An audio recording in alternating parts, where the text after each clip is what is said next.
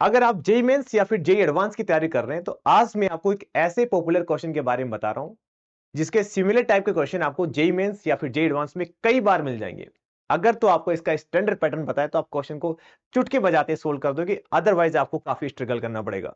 तो ध्यान से सुनिएगा, इस क्वेश्चन के अंदर हमें एक फंक्शनल इक्वेशन गिवन है एफ ऑफ 3x माइनस में F X equal to X, और हमें एफ ऑफ 8 की वैल्यू गिवन है 7 और एफ ऑफ 14 की वैल्यू बतानी है। इसके अलावा क्वेश्चन में कुछ नहीं गिवन है।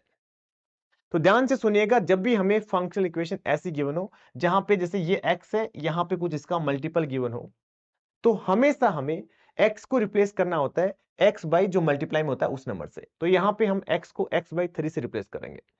इसका फायदा क्या होगा, ये तो बन जाएगा f ऑफ x, ये बन जाएगा f ऑफ x बाई 3, ये भी बन जाएगा x बाई 3। ये पैटर्न आपको फिर से रिपीट करना है। फिर से आपको x की जगह क्या रिप्लेस करना है, x बाई 3, तो हमारे पास कुछ ऐसा बन जाएगा। ये अपन को चलते रहना है, कहां तक चलना है, आपको n तक ऐसे करना है।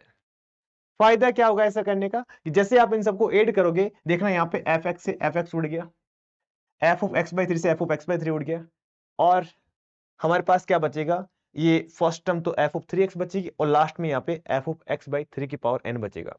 यहाँ पे सारे के सारे ऐड हो जाएंगे। तो हम थोड़ी सी स्मार्टनेस दिखाते हैं और n को अपन इनफाइनाइट ले लेंगे। उसका फायदा क्या होगा, ये 1 अपॉन में इनफाइनाइट बन जाएगा, दैट इज 0। तो ये तो बन जाएगा एफ ऑफ 0, और ये क्या बन जाएगी, एक इनफाइनाइट जीपी बन जाएगी। इसका सम तो अपन बड़े आराम से निकाल सकते हैं, कितना होता है a अपॉन में 1 माइनस आर। तो हमारे पास ये एक रिलेशन आ गया।